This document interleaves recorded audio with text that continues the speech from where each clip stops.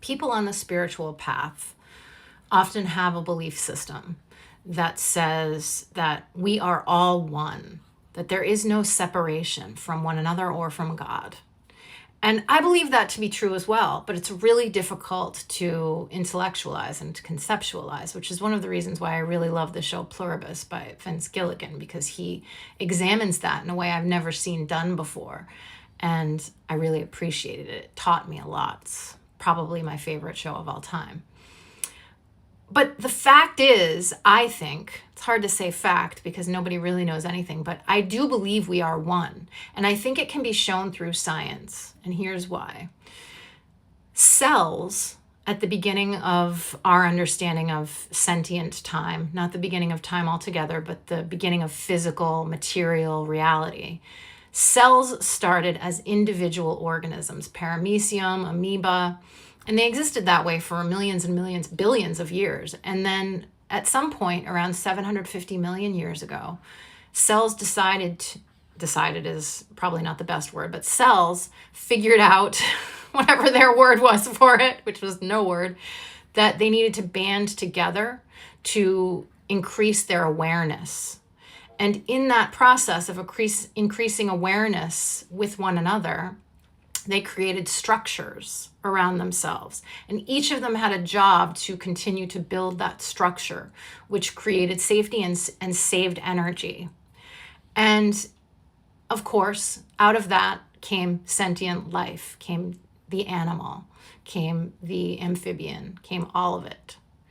And so with that in mind, we, like cells, humans, like cells, have individual jobs that we do and individual purposes, and yet we are doing them as one for a certain purpose that perhaps we don't understand, just like, of course, the paramecium and amoeba cells didn't understand.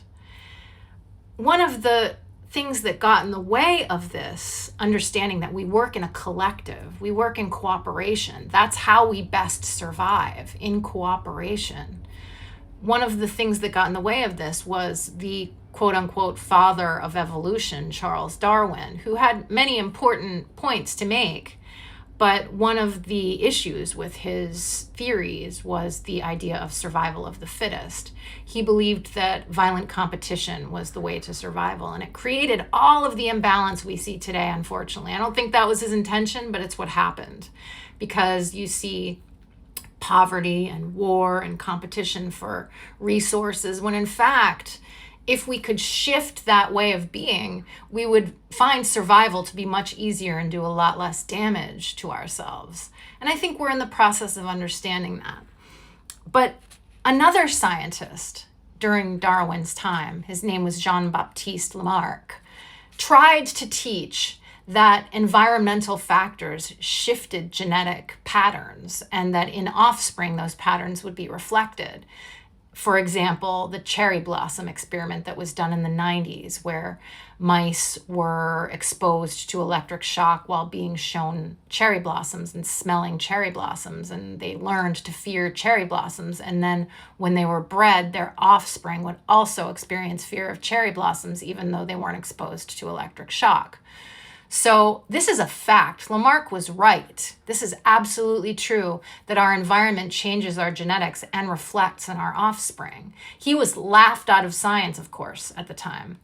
And one scientist tried to disprove his theory. This scientist's name was Weismann, by taking mice, cutting off their tails, breeding them, seeing that their offspring still had tails, and trying to prove that this meant that environment doesn't change genetics. You see, these baby mice still have tails. And in order to have a control group, he did this with 20 generations of poor mice.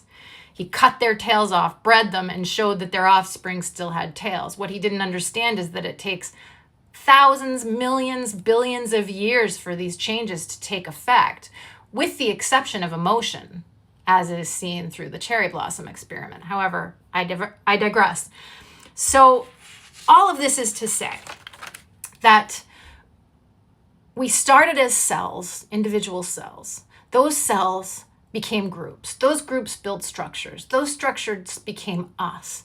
And so here we are as humans with cells that clearly have some level of consciousness within us and emit an energy that we then emit. And so, since this is the case, yes, there are families, there's mother, father, sibling, but there's also just the reality of all of us being family. We are a family. And so the energy that we emit and the experiences that we have are shared amongst one another, even when we're strangers.